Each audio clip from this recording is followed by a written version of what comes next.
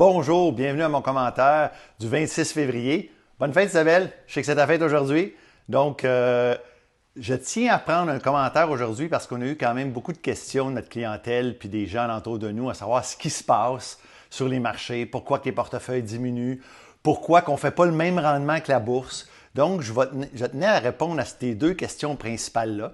Donc, la première question, qu'est-ce qui se passe? Puis, qu'est-ce qui va se passer si Donald Trump continue à faire ces choses? Donc, là, on va relaxer. Là. Chaque année, on a la même chose. C'est toujours les mêmes questions. C'est toujours la même affaire. Fait que là, je me suis dit, on va aller dans le pire des cas. Donc, moi, je pense que la pire situation qui est arrivée depuis une centaine d'années, c'est probablement la Deuxième Guerre mondiale. Là. Donc, c'est pas mal pire que des tarifs. Là.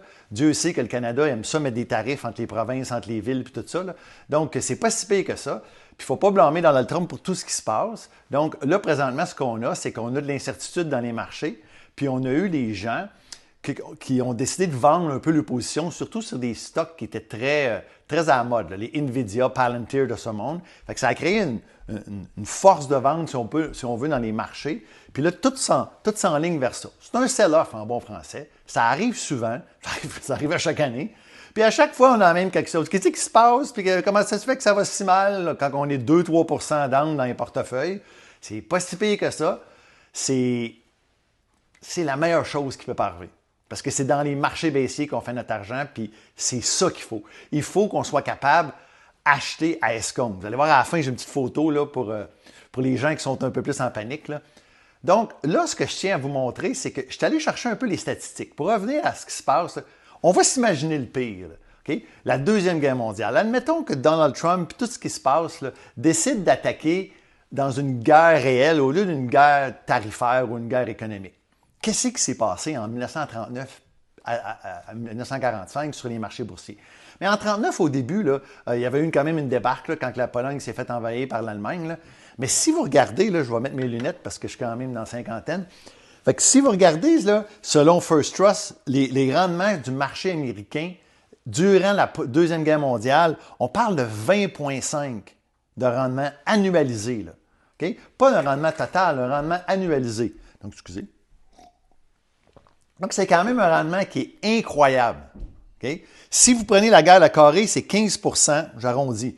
La guerre du Vietnam, 6,5 la guerre du Golfe, à peu près 10 puis la guerre de l'Irak, un petit peu moins que 7 Donc, même dans les situations de vraies guerres, et non pas des guerres tarifaires ou des guerres économiques, le marché a su s'adapter. Puis là, repensez à la COVID en 2020, quand ça a paniqué, puis un an après, on avait tout repris. L'incertitude crée des opportunités. Puis économiquement parlant, même s'il va y avoir de l'inflation ou non, on ne le sait pas, même s'il va se passer des choses, les compagnies s'adaptent. Donc, dans des situations comme là, qu'il y a un petit sell-off qui est rien, moi j'appelle ça, on a une petite blessure dans le marché, là, une égratignure, puis on va avoir une grosse coupure ou une hémorragie qui va arriver. Il va venir qu'il y en avoir des grosses coupures, puis il va venir des hémorragies. Puis c'est pas grave. Même pendant la Deuxième Guerre mondiale, quand la Pologne s'est fait envahir, puis que le marché s'était écroulé, ou pendant la COVID, c'est toujours des super opportunités. Puis là, on va entendre « ouais, mais quoi? » Au bout de la ligne, les bonnes compagnies vont s'adapter, ils vont en sortir, puis ils nous donnent une opportunité présentement de les acheter à 5, 10, 15, 20, 25 moins cher qu'ils étaient il y a 2-3 mois. Donc, c'est là qu'il faut en profiter. Hein? Fait que je vais mettre la photo tout de suite là, pour vous montrer qu'il y a bien des gens qui sont comme la personne qui est toute déprimée dans l'autobus, là, qui dit « Bon, on a un mauvais mois, on a eu une mauvaise semaine. » Puis moi, je suis à côté, là, tout excité, puis je me dis hey, « J'achète à escompte. » C'est le temps d'acheter. Fait qu'on a la liquidité dans le portefeuille, puis on est actif, puis c'est ça qu'il faut. Puis vous allez voir là, la prochaine vidéo, qui va être en anglais, parce que oui, il faut que je fasse des vidéos en anglais aussi. Bien, je vais vous montrer une des compagnies. Je m'en vais visiter une des compagnies qu'on détient dans la caisse, puis je vais vous expliquer un peu le processus qu'on fait quand on achète une compagnie ou quand on fait le processus. Puis des fois, on décide qu'on ne l'achète pas, la compagnie aussi. Là. Parce que je me déplace beaucoup pour les compagnies qui sont petites, micro ou nano. Là. Dans le fond, des compagnies, je dirais, d'1 milliard et moins de capitalisation boursière. La deuxième question qu'on a souvent, pourquoi que le portefeuille il monte quand la bourse descend? Celui-là, personne ne nous appelle. Tout le monde est content, puis en bon québécois, tout le monde s'affame.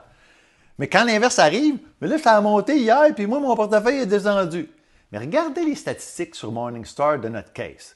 Voyez-vous la caisse à gauche, c'est les statistiques, le co-bénéfice, les dividendes, le cours versus les flux monétaires, là, le cash flow en bon français. Fait que toutes les statistiques qui sont là du fonds sont complètement différentes de l'indice. Donc, généralement, le fonds se transige beaucoup moins cher que l'indice. Fait que si vous entendez dire les marchés sont chers, tant mieux pour les marchés, là. Nous, on se transige moins cher. Mais ce que ça veut dire, c'est qu'on n'est pas comme l'indice. Donc, le S&P 500, là, il y a 500 compagnies. C'est facile, là. Il y a 500 compagnies. Mais nous, on n'a pas 500. Donc, on n'est pas pareil. Puis, on n'a pas les mêmes pondérations.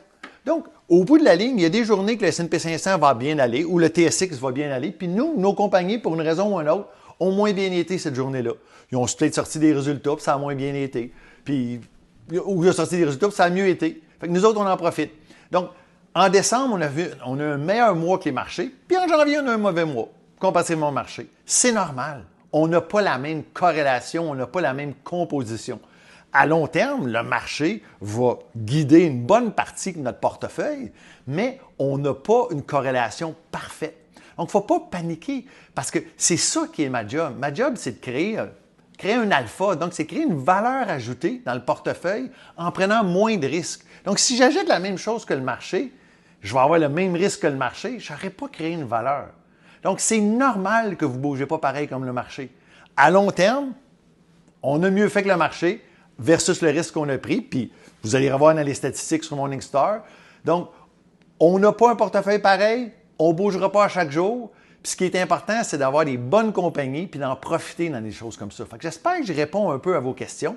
Puis, j'ai toujours la question, c'est quoi ton chandail? Pourquoi tu as mis ce chandail-là? Fait que là, aujourd'hui, j'ai mis mon chandail de Somewhere in Time, qui est un album d'Iron Maiden qui était aussi la dernière tournée. Puis la raison que j'ai pris ce chandail-là, ben, c'est parce qu'il y a une chanson qui s'appelle Déjà vu sur l'album. Puis ce qu'on voit là, c'est du déjà vu.